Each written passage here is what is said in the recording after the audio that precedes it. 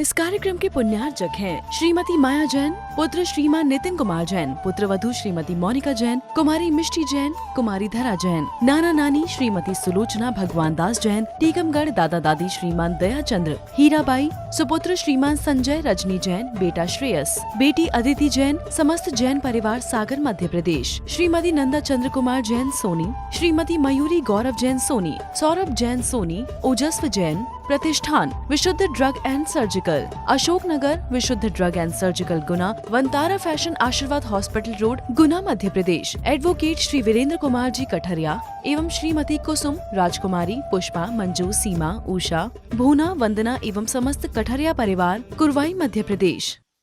मेरे न हुए मैं इनसे अति भिन्न अखंड निराला हूँ। ये आत्म तत्व कैसा है? सब भिन्न है। आत्मा से भिन्न सब चीजें पृथक हैं, लेकिन संसारी प्राणी रात दिन इसी में उलझा हुआ है, इसी को जोड़ने में लगा है। जो तुम्हारे साथ कभी जाने वाला नहीं है उसको जोड़ने में लगा है। तो इसलिए गुरुदेव कह रहे हैं, जुड़ो ना जोड़ो, ना तुम किसी से जुड़ो ना किसी को जोड़ो, क्योंकि जोड़ना ही तुम्हारे लिए दुख दर्द है, सिर दर्द है। क्योंकि जिससे मैं जुड़ जाता हूं उसको छोड़ने में बड़ी तकलीफ होती है, क्योंकि मोह महामद पियो अनादि भूल आपको भरमतवादी। ये संसारी प्राणी व्यर्थ में मोह के वशीभूत होकर के व्यर्थ में संसार के परिचक्र में लगा हुआ है। 4 गति 84 लाख योनियों में मोह के वशीभूत होकर के यह जीव भ्रमण कर रहा है, भटक रहा है। और इसी भटकन को छुड़ाने के लिए संत लोग तुम्हारे नगर में आते हैं, गुरुदेव तुम्हारे नगर में आते हैं कि बचो, समझो, संभलो और जीवन को आगे बढ़ाने का सुप्रयत्न करो, जिससे तुम्हारी आत्मा का उत्थान और विकास और कल्याण हो। कल मैं परसों शाम को यहां पर आया था। कल यहाँ पर 2-5 वृद्ध माताएं जो पुराने चावल की तरह यहाँ पर थे, और 2-4 पुरुष वर्ग थे। किसी को टाइम नहीं है धर्म ध्यान करने का, किसी को फुर्सत नहीं है प्रभु को निहारने का। एक नगर में 2 प्राणी रहते थे। कितने रहते थे? यहां पर भी 2 ही हैं, एक अंधा और एक सेठ जी। एक नगर में 2 प्राणी रहते थे, एक अंधा भक्त प्रभु का अनन्य भक्त और एक सेठ जी, जो रोज प्रभु के मंदिर का दरवाजा खोलते थे, झाड़ू पोंछा करते थे और पानी निकाल करके कुएं से प्राशोक करके भगवान का अभिषेक और सोने की थाल में अष्ट मंगलमय द्रव्य से पूजन पाठ किया करता था। लेकिन सेठ जी अपने समय से आए और वो अंधा भी अपने समय से आता था। एक दिन सेठ जी को कुछ विलंब हो गया आने में, और वो अंधा व्यक्ति अपने समयानुसार मंदिर पहुंचता है और मंदिर में प्रभु के दर्शन करता है, भक्ति गुणानुवाद करता है। तो भगवान अनायास बोल उठे कि अंधे तेरे पास में, अंधे तुम्हारे पास कुछ भी नहीं है और मैं तेरी भक्ति से प्रसन्न हूं। कौन बोल रहा है? भगवान बोल रहे अंधे से कि अभी देख कोई नहीं है और मैं तेरी भक्ति से प्रसन्न हो गया हूं। तो आपके पास आंखें नहीं है, तू मेरे से आंखें मांग ले और मेरी आंख निकाल करके तू अपनी आंखों में जड़ ले। कम से कम तू मेरे को तो निहार लोगे, दर्शन तो कर लोगे, तुम अपने काम भी तो अच्छे से कर सकते हो। अंधा व्यक्ति बड़े श्रद्धालु था, हाथ जोड़ करके कहता है, प्रभु मुझे कुछ नहीं चाहिए, ले ले, देख अभी भी मौका है तेरे लिए, मेरी आंखें निकाल ले, तेरी आंखें लगा लो तुम अपने में, तू देख लेगा। तो कहता है, नहीं प्रभु मुझे देखने की जरूरत नहीं है। तुम मेरे को निहार लेते हो, मेरा जीवन निहाल हो जाता, मुझे किसी आंख की जरूरत नहीं है। बात चल ही रही थी भक्त और भगवान के बीच में, बात चल रही थी भक्त और भगवान के बीच में। इसी बीच में वो सेठ जी आ जाते हैं और देखते क्या है कि एक आकिंचन प्राणी से, एक अंधे प्राणी से प्रभु बात कर रहे हैं। और मैं जिंदगी निकल गई भगवान की भक्ति और पूजन पाठ करते करते, सेवा करते करते। भगवान ने बात करने तो दूर की बात, नजर उठा करके भी मुझे नहीं देखा। बात क्या है, मामला क्या है? शिकायत करते हुए, रौब झाड़ते हुए सेठ जी भगवान से कहने लगे, यहां पर भी कुछ होंगे, पर मुझे ऐसा तो नहीं लगा अभी यहां पर कोई रुआब झाड़ने वाला हो, कोई गुस्सा करने वाला हो। अभी तक तो मुझे नहीं दिखा। 2 दिन में यहां सब भगवान के भक्त ही बैठे हैं। सेठ जी ने अपनी पूरी ताकत लगा करके भगवान पर रौब झाड़ा कि ये क्या है तुम्हारा? मैं पूरी जिंदगी निकल गई भाई सेवा करते करते, कभी तुमने मेरे से बात नहीं की। बात तो दूर जाने दो, आपने मुझको नजर उठा करके भी नहीं देखा। बात क्या है? तो प्रभु कहते हैं, मैं एक ऐसे भक्त की तलाश में था जो भगवान की भक्ति करना जानता हो, कामना करना नहीं। तुम मेरे चरणों में आते हो, पूजन पाठ करते, सब कुछ करते, पर तुम एक श्रद्धालु बनकर के नहीं आए। जब भी तुम मेरी पूजा पाठ करने आए, तुम याचक बनकर के आए हो, कामी बनकर के आए हो, तुम मांगने के लिए आए हो। वो एक अंधा व्यक्ति, कभी उसने मेरे से मांगा नहीं, भक्ति की, दर्शन किए, चुपचाप अपने घर चला जाता था।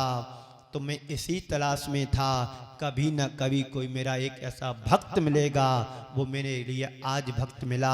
मैं अनायास उसके लिए बोल पड़ा और मैंने सोचा कि ये अंधा है, चलो मेरी आंखों की जरूरत मुझे नहीं है, तो कम से कम मेरी आंखें इस एक आकिंचन प्राणी के काम तो आ जाए।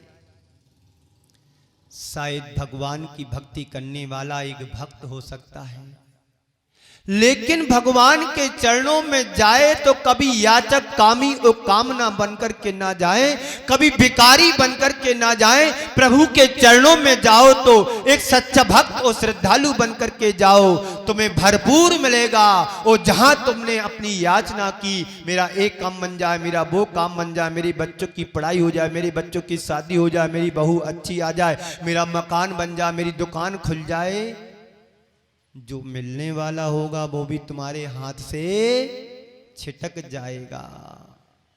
तो क्या करूं भगवान? बोली लेता हूं 500 रुपए की धारा, शांति धारा की, वो पानी में गई क्या?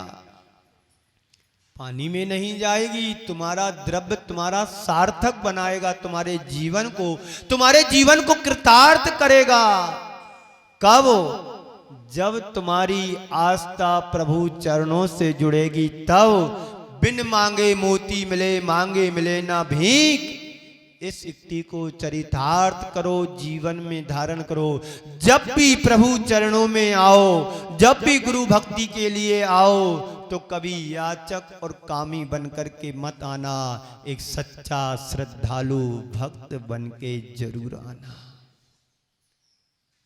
आप लोग वृक्ष के नीचे जाओ और वहां पर याचना करो कि प्रभु मुझे छाया मिल जाए, तो उस व्यक्ति को तुम क्या कहोगे? मूर्ख कहोगे। देखो, छत के नीचे बैठा हो, कह रहा मुझे छाया दे दो थोड़ी सी। अरे प्रभु की सेवा करोगे, भक्ति करोगे तो छाया अपने आप मिलेगी, पुण्य रूपी छाया तुम्हें अपने आप मिलेगी। अरे वो बड़े अभागे होते हैं जो गुरु और प्रभु के चरणों में जाते और याचना करते, महाराज श्री ऐसा आशीर्वाद दीजिए जिससे मेरा परिवार फले फूले। तुम पहले एक बीज तो लगाओ, फल की आशा रखते हो, फल फूल की कामना रखते हो। कभी बीज लगाया? बोलो, कभी नहीं लगाया। तो प्रभु उस अंधे आकिंचन प्राणी पर प्रसन्न होकर के उसको सब कुछ देने को तैयार रहते थे। लेकिन सेठ जी के लिए कभी मन क्यों नहीं बना? क्योंकि सेठ जी जब भी आए याचना करने के लिए ही आए, तो इसलिए प्रभु ने उनको कुछ नहीं दिया। तो प्रभु चरणों में जाओ तो सच्चा भक्त बन करके जाओ, श्रद्धालु बन करके जाओ, याचक और भिखारी बन करके नहीं जाना। तो जुड़ो ना जोड़ो, ना किसी से जुड़ो ना किसी को जोड़ो। जुड़ने के बाद होता क्या है? छोड़ने में बड़ा मुश्किल होता है। जीते जी व्यक्ति कोई छोड़ करके नहीं, दे करके नहीं जाता है। देने की जब बात आती है तो बात मत करो, अभी गुंजाइश नहीं है, अभी ऐसा नहीं है। और बच्चों की शादी आ जाए तो 25-50 लाख रुपए यूं ही बर्बाद कर देंगे। टेंट हाउस में लगा देंगे, लाइटिंग में लगाएंगे, आतिशबाजी में लगाएंगे, घोड़ा बग्गी तैयार कर लेंगे, मेहमानों को बुलाएंगे, बड़े बड़े टेंट लगा करके खाने पीने में उड़ा दोगे। और जहां धर्म ध्यान की बात आती है, मंदिर शिखर की बात आती है, देखिए यहां के मंदिर में सब नकली माल लगा है। तुम्हें कभी दुख दर्द नहीं हो? मैंने परसों ही देखा, कल सुबह देखा, मुझे बड़ी पीड़ा हुई कि विशाल मंदिर है, इतना अच्छा मंदिर, प्रभु है, समूह शरण है, बताओ अष्ट प्रातिहार नहीं है, भामंडल नहीं है, चवर नहीं है, छत्र नहीं है। अपने घर देखो, बड़े बड़े आलीशान मकान बना लेते हो, डल्लप के गद्दों पर सोते हैं, बड़ी बड़ी व्यवस्थाएं संचालित कर लेते हैं। और प्रभु का समूह शरण उजड़ा सा लगे तो इससे बड़ी दुख दर्द की बात और कुछ नहीं हो सकती है। मैंने कल कहा था, जो प्रभु का सबसे पहले मंदिर बनाता है उसका घर अपने आप बन जाता है, और जो घर पहले बनाता है और मंदिर उजड़ा रहता है उसके घर में कभी रौनक नहीं आ सकती है। सिद्धांत है। सबसे पहले हमें त्रिलोकी नाथ के समूह शरण की व्यवस्था करना है, उसके बाद घर परिवार की रक्षा हो जाएगी, अपने आप हो जाएगी। तो मैंने जरा सी बात आप सबके सामने रखी। यहां पर दो भाई हैं, दोनों अध्यक्ष हैं, जिसको बोलते हीरा मोती। बाहर से हीरा मोती नहीं बनना है, हृदय से हीरा मोती बनना है, जो यथार्थ में लगे के सही है। अपने विचारों को, भावों को इतना समृद्धशाली बनाओ। गुरु तुम्हारे गांव में, नगर में आता है, तुमसे कुछ मांगता नहीं है, पर अपनी कृपणता से अपना परिचय मत देना। जो कुछ देंगे तुम्हारे मंदिर के लिए प्रेरणा बन करके आते हैं। देव शास्त्र की व्यवस्था के लिए उनकी प्रेरणा होती है।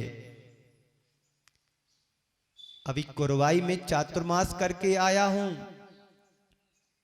पता है ना आप लोगों को? भरपाई वाले, भरपाई है ना जी गांव, बरवाई हम भूल जाते हैं, क्योंकि मैं बादाम खाना बंद कर दिया है। तुम लोगों में दाम ज्यादा लगते, उसका नाम बादाम है। तो ऐसी चीज मत खाओ जिसमें दाम ज्यादा लगे। गरीब आदमी है, छोटी छोटी चीजें खा के काम चलाते हैं, किशमिश है, काजू है, मनोक्का है, छोटी छोटी चीजें। बड़े लोग बड़ी बड़ी चीजें खाते हैं, कद्दू खाते, लौकी खाते, कुमड़ा खाते, वे धनवान है। और गरीब आदमी छोटी छोटी चीजें खाते हैं, किशमिश है, काजू है, मनोक्का है, पिस्ता है, बादाम है ना? हाँ, गरीब आदमी छोटी चीज खाते हैं। तो प्रभु का समूह शरण हमारा अच्छा होना चाहिए कि कोई बाहर का व्यक्ति आए ना आए, जितने भी गांव के श्रद्धालु हैं, जब भी दर्शन करें तो मन मुग्ध हो जाए कि बस यहीं से अब बाहर नहीं जाना है। बात समझ में आ रही है ना? तो अष्ट प्रातिहार की कल बात थी। आप सबने अपनी उदारता और दानशीलता से अष्ट प्रातिहार के नाम तो आ गए, लेकिन काम कब पूरा होगा? अध्यक्ष साहब, काम कब पूरा होगा? कॉपी में लिखने मात्र से कल्याण होने वाला नहीं है, और मोक्ष मार्ग पर जब तक बढ़ोगे नहीं तब तक मंजिल मिलने वाली नहीं है। निज हाथ दीजे साथ लीजे खाए खोया। धन की 3 दशा बतलाई हैं आचार्यों ने, दान भोग और नाश। दान भोग और नाश। सबसे पहले कहा है तुम्हारे पास द्रव्य है उसमें से दान करो, और दान करने का मन नहीं हो रहा है तो उपभोग कर लो, नहीं तो नाश होना ही होना है। दान करने का मन नहीं हो रहा तो खूब खाओ, कथरी ओढ़ के घी पियो, क्योंकि हमने कमाया है तो मैं ही खाने का अधिकारी, इसलिए भोग करो।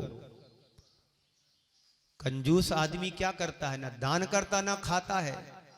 एक सेठ जी थे, अपार संपत्ति के मालिक थे, और जब मरे तो घर के राजकोष में सर्प बन गए, गणेता, अजगर, फुंकार, काला बिल्कुल कोबरा, सवई हो गए। भूरे भी आ गए, काले भी आ गए, गोरे भी आ गए, सब आ गए, मटमेले आ गए, सब प्रकार के सर्प होते हैं। लेकिन उसका जो बेटा था बड़ा उदार था, दानशील था। अब पिताजी की 13वीं होना थी तो उसने क्या किया कि मैं दान देने की घोषणा कर दी। वो कहा कि जाओ राजकोष में, अपने मंत्री को भेजा कि जाओ राजकोष से कुछ द्रव्य निकाल करके लाओ, आज अपने लिए सबको वितरित करना है, दान देना है। जैसे ही मंत्री अंदर जाता है तो देखता क्या है कि बड़ा काला सर्प फन फैला है, वहां पर बैठा है द्रव्य राजकोष में। इस कार्यक्रम के पुण्यार्चक थे श्रीमती माया जैन, पुत्र श्रीमान नितिन कुमार जैन, पुत्र वधू श्रीमती मोनिका जैन, कुमारी मिष्टी जैन, कुमारी धरा जैन, नाना नानी श्रीमती सुलोचना भगवान दास जैन, टीकमगढ़ दादा दादी श्रीमान दया चंद्र, हीराबाई, सुपुत्र श्रीमान संजय रजनी जैन, बेटा श्रेयस, बेटी अदिति जैन, समस्त जैन परिवार सागर मध्य प्रदेश, श्रीमती नंदा चंद्र कुमार जैन सोनी, श्रीमती मयूरी गौरव जैन सोनी, सौरभ जैन सोनी, ओजस्व जैन, प्रतिष्ठान विशुद्ध ड्रग एंड सर्जिकल, अशोकनगर विशुद्ध drug and surgical Guna, Vantara fashion आशीर्वाद हॉस्पिटल रोड गुना मध्य प्रदेश, एडवोकेट श्री वीरेंद्र कुमार जी कठरिया एवं श्रीमती कुसुम, राजकुमारी, पुष्पा, मंजू, सीमा, उषा, भूना, वंदना एवं समस्त कठरिया परिवार, कुरवाई मध्य प्रदेश।